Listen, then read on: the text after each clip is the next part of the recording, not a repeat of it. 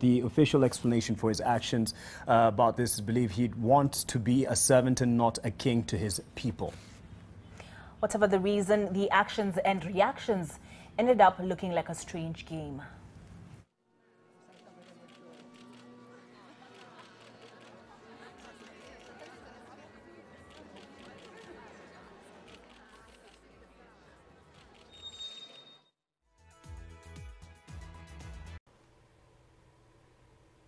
Hey guys, have you ever thought about getting a Christmas tree, getting different lights for it, and coming home each day in an empty room with a Christmas tree and just looking at the bright light, let them reflect in your retina, the bright lights on the Christmas tree. It's like there's so much stimulation going on, constant stimulation, and we're either stimulated or we're reacting to prior stimulation. Do you remember the year 2015? Everything seems like a blur. Would you remember the year 1815 if you lived in 1819? Would it be more concrete, more real than what we experience now? What happens when you want history? What happens when you want reality at this point? What happens when the memes bleed? Subscribe to PewDiePie. Or don't. Just my thoughts. Simple thoughts of a simple man, really. Stupid, simple thoughts. Alright, my friends.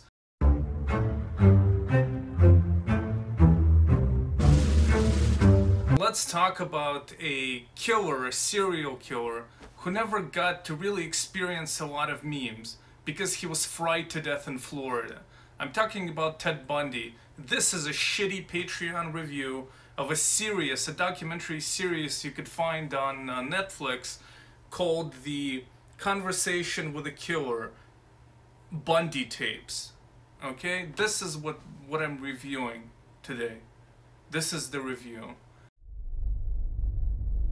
He didn't look like anybody's notion of somebody who would tear apart young girls. My name is Ted Bundy. I've never spoken to anybody about this. I am looking for an opportunity to tell the story as best I can. A person of this type chooses his victim for a reason. My friends, we're gonna give this Netflix series 4 out of 5 ponies. Where did the other pony go? Well, we're gonna chase it today. And by chasing it today, it means mostly that I'm gonna ramble about psychopaths and serial killers, and then at the very end I'll actually mention this Netflix thing. That's what we're gonna be doing, chasing that 5th pony, and we'll never get it. We'll never get it because this series, while being solid and well made, doesn't deserve it. Doesn't deserve that last pony. And here I'd like to issue, my friends, a violence disclaimer. At one point in this presentation, I will describe in graphic details the sexual violent acts, the horrible acts of Ted Bundy. So if you are sensitive to those things, do not watch this. I will give another warning before I actually describe them, so you can skip ahead.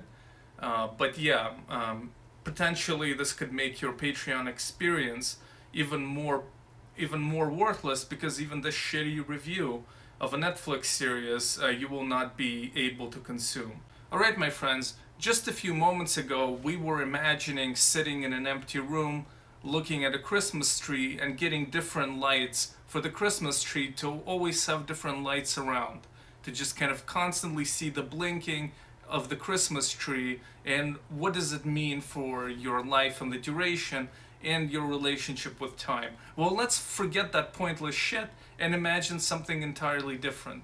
My friend, imagine if you didn't have a sense of humor in the most literal way possible. You didn't have a sense for humor, like that sense was absent in you. Not that you wouldn't be able to, let's say, laugh at certain types of humor, you didn't find it funny, certain types of ethnic jokes about Poles, you didn't have a sense of humor for that. No, just a blanket inability to comprehend this human behavior, to comprehend this form of human bonding when people begin to make very strange sounds, at the recognition of absurdity, at a mutual recognition of absurdity that then binds people together, at least the people who didn't slip on the banana, just the people laughing at the person who did. You didn't have that. You weren't able to sincerely laugh. Well, what would be your relationship then to the normal human who did laugh? What would be your relationship to laughter and humor? Well, presumably it would be very shallow, cold, and calculating. Your laughter would not be an automatic reflex. Instead, it would be a calculated utterance. You would laugh just to get along, to move along, without really understanding the intrinsic nature of what you were doing. That would be absent. So your laughter would be entirely fake, and you would be very good at faking this laughter.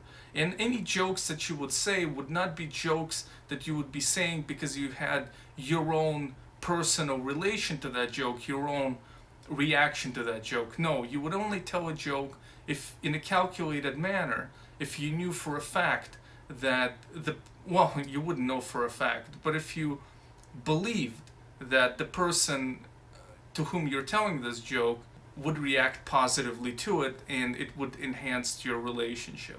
This would be something along the lines of what would happen in that parallel reality. Okay, now imagine the same thing with empathy. Like, you wouldn't have any empathy. You wouldn't have that baseline connection with the rest of humanity.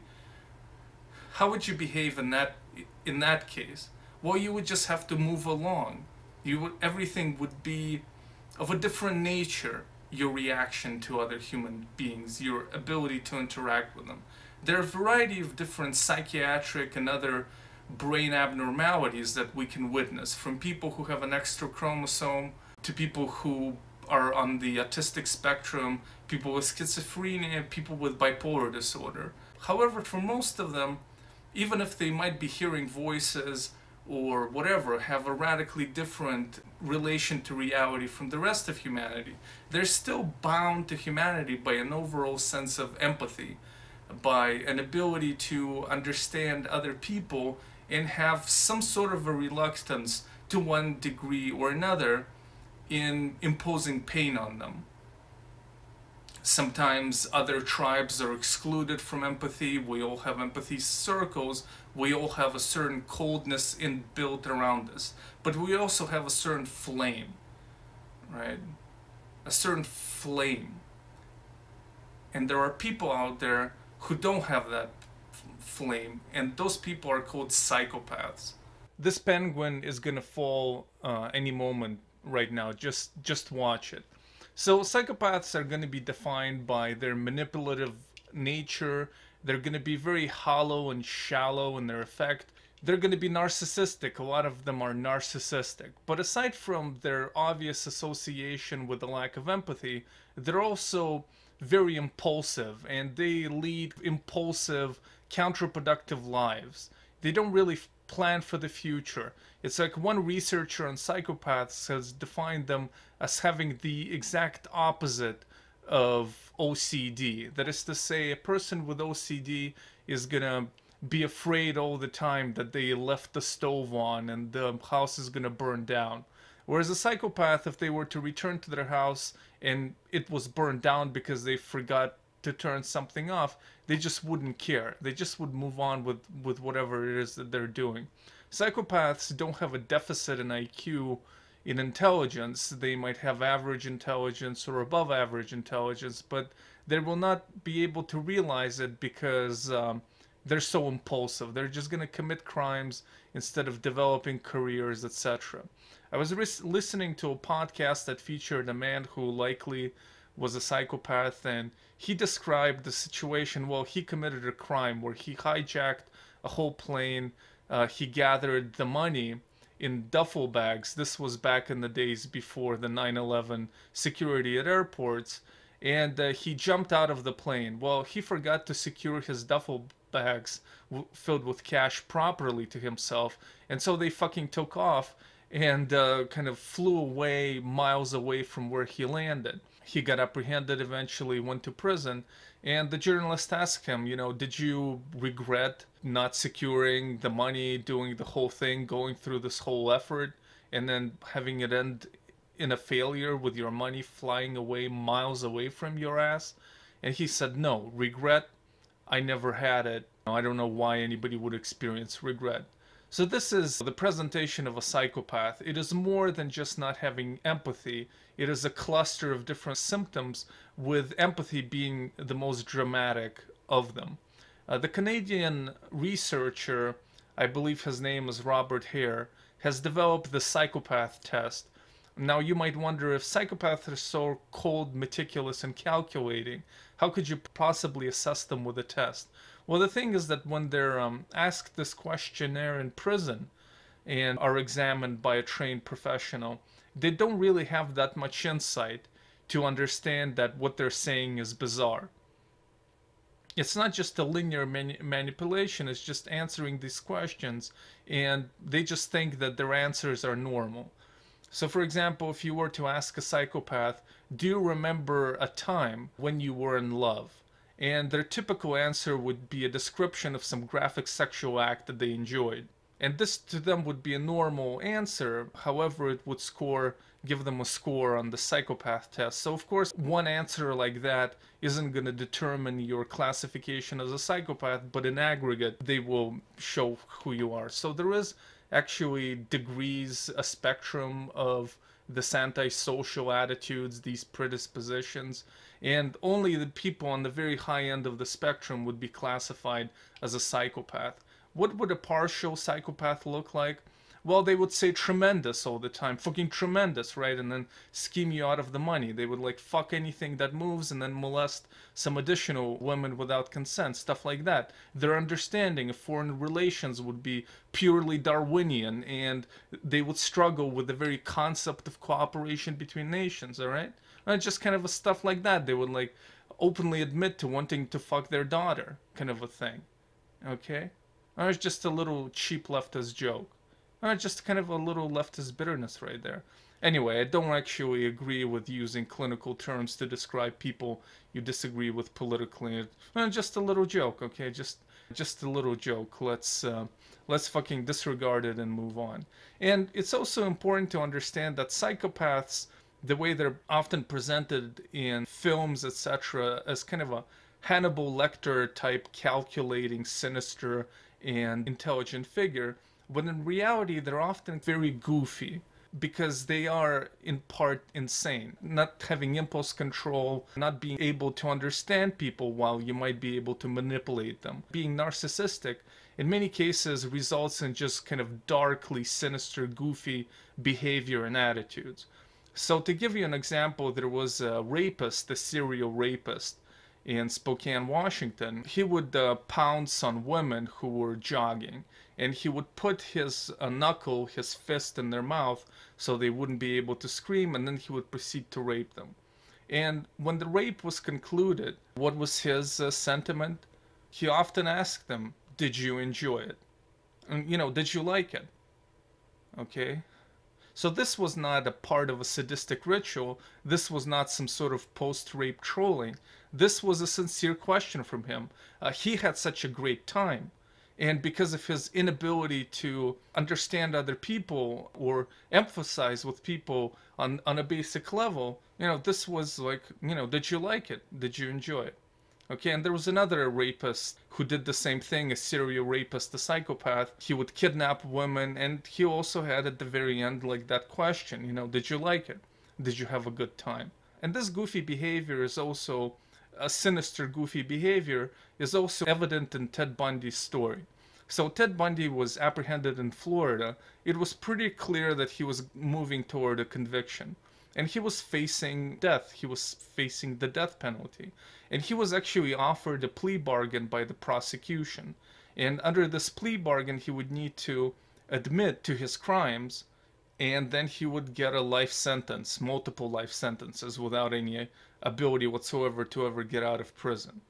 And I believe all the other states where Ted Bundy committed crimes at that time, when he was potentially facing prosecution, in all of these other states, they didn't have the death penalty, or it was rarely enforced. So it was Florida who really had the opportunity and the ability to fry him.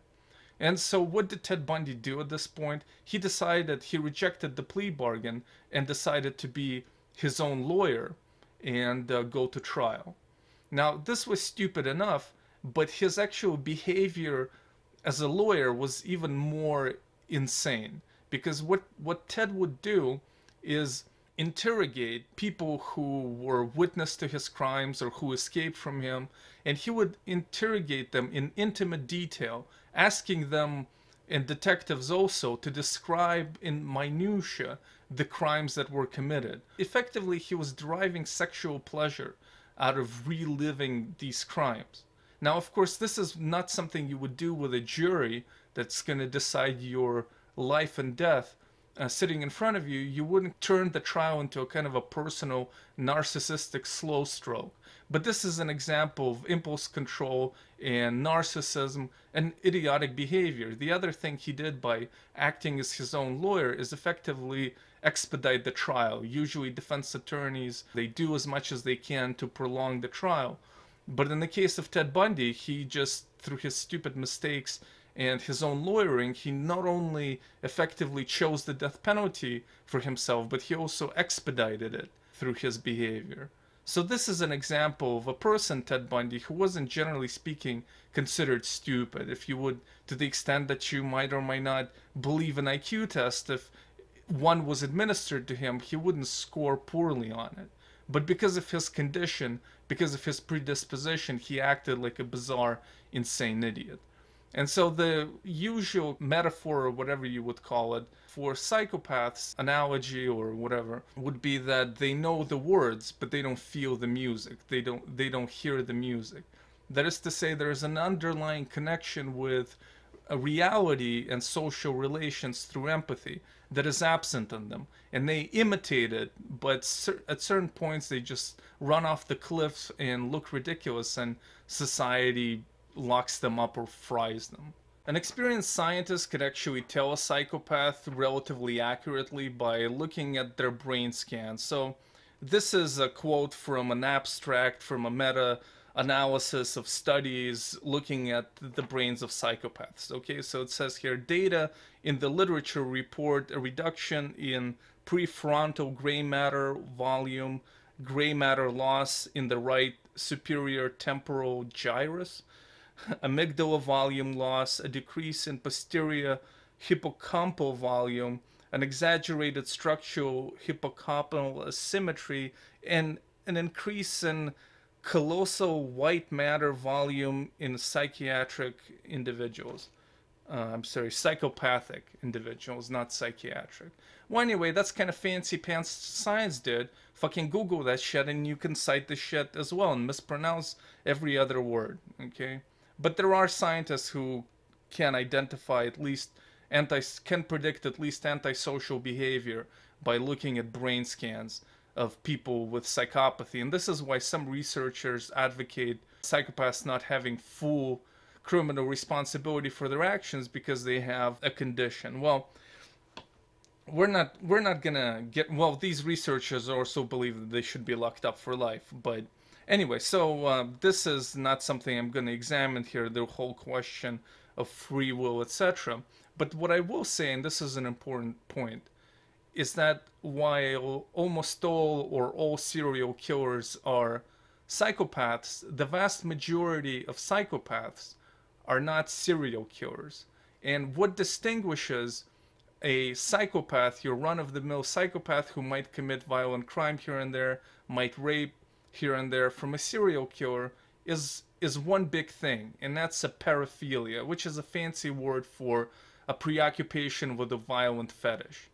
So it is exactly at this point of the merger of an individual who has a violent fetish that would be rare in the population at large, and would also be rare among psychopaths, And once they exhibit that, once they enter the world of violent fantasies surrounding that fetish, there are no brakes on them as far as committing this crime.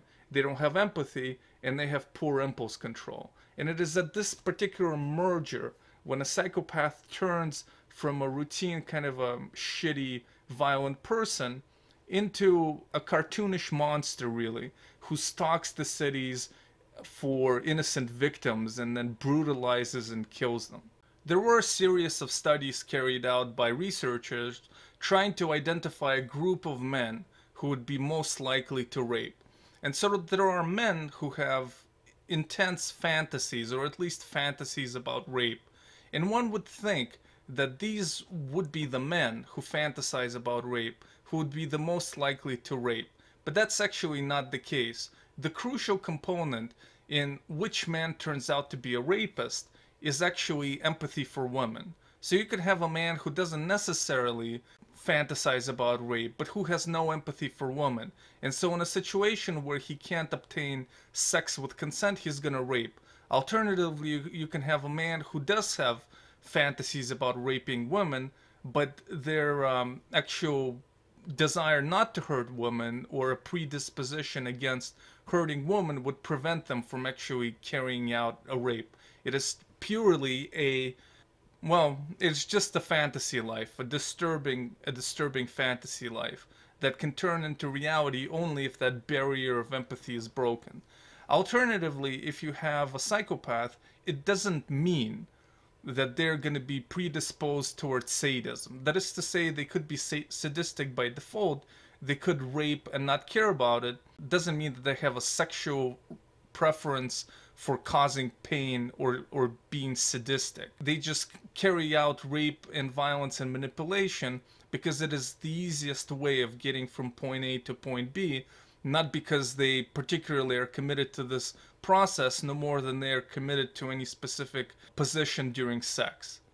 However, when a serial killer emerges, they emerge specifically out of this preoccupation with a violent desire. My friends, there were two ladies in a lesbian relationship working at a nursing home, and they wanted a certain adrenaline rush, a certain thrill to climax them into some hot action in the janitor's closet or locked bathroom, wherever they did their thing.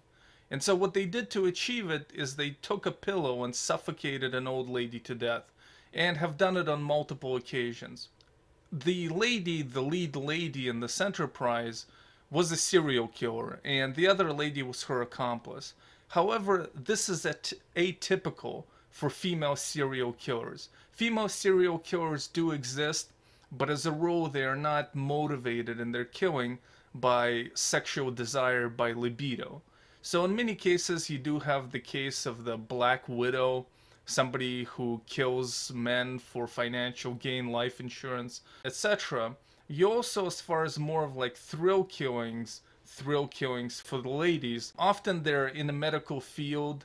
They kill children or put them in dangerous conditions so they can ride in as the rescuer, as the savior. So these things go on, and there were a number of lady killers in the medical profession, and of course there were male killers in that category as well. Of course, men, generally speaking, kill way more than women, but these women do exist. As a rule, they're not motivated by sexual desire in the commitment of their crime. Female serial killers are an interesting phenomenon. Unfortunately, they're not as well studied as the men. They tend to kill in less violent, dramatic ways, so they're harder to detect. And in effect, patriarchy kind of works for them in a sense as far as gender stereotypes. If an old lady dies in a retirement home, they're not necessarily going to look for the first nurse who could have done it, or the first lady doctor, okay, or maybe a lady doctor did it, okay. So yeah, it's kind of an interesting, neglected thing, and I wish there would be more literature about it. But yeah, I think that there are a lot of lady serial killers who really got away with their crimes. Let's return to Ted Bundy and this actual Netflix documentary and the 4-pony ratings. Alright, so Ted Bundy was, of course, a serial killer, and he is responsible officially for 30 murders, and in all likelihood he committed many more. So here comes the graphic part. Okay, here comes the graphic part where I describe what Ted Bundy did, so you can skip ahead if you don't want to hear it. So sometimes Ted Bundy couldn't carry out his full sexual fantasy because he didn't have the opportunity to do so, and he would just bludgeon a woman to death. But in other situations, he would, in his preferred method, in his preferred more fully played out fantasy, what he would do is that he would lure a woman close to his car or wherever, hit her with a heavy object on the side of the head like a tire iron, and then bring her to another location where what he would do is he would engage in anal sex with her. Many sadistic rapists and serial killers prefer anal sex because it adds additional pain and discomfort to the victim. And at this point, he would choke a woman and wanted to have sex with her as she was dying, effectively. And there are certain things that happen with the human body, certain contraptions and reflexes that, if you could call it that happen with the human body as the person dies, that he enjoyed in the moment of climax. After the woman was dead, he behaved in a tender fashion, often with the body, would comb the hair, wash it, and not just to erase evidence. At other times, he would decapitate women and simulate oral sex. So this is the essence of Ted Bundy. This is what he was reaching for. And this, ironically, or for some reason, I don't know why I said ironically, this for some reason was never mentioned in the documentary. Well, actually, the reason is kind of easy to discern because it's so fucking disturbing. Nevertheless, if you're watching 2 hours plus about Ted Bundy, it would make sense to really focus in on the pinnacle of what he actually did when he could do it, to understand who he was at his essence. Because even saying that he killed all those people, while this is certainly horrific, it's almost like sanitized compared to what he was actually aiming for with those killings. So this for me is strike one against the documentary. Again, I fully understand why they omitted it, but information-wise, as long as you're learning about Ted Bundy, it would make sense to include it. But the second part as to why I dislike, they alluded to these acts, but they didn't describe them. But the second part of the documentary, the more substantive aspect as to why I dislike it, is because I don't view Ted Bundy as a personality, as a kind of a normal human. I view him as an embodiment of a pathology. And so for me, it would be interesting to compare him to other psychopaths, to differentiate him from psychopaths who aren't serial killers, to compare him to serial killers, to look at him in a kind of a detached clinical way, as opposed to listening to conversations with Ted Bundy, which are, from his point of view, self-serving and only occasionally reveal anything interesting. So at this point, this is what my interest is. But that's not necessarily interest of the general viewing public, who might also want to learn about Ted Bundy without actually learning the graphic things that he actually did. So for this reason, the documentary only loses one pony. Aside from that, it's very well made. It's slickly made with nice color schemas and so on, nice transitions, and it's really good at presenting the reaction of the society. A society at that point where the expression, the term serial killer wasn't widespread, wasn't known. People didn't know how to classify exactly what was going on when women started to be killed, and the relation of the society with the monster was very well documented.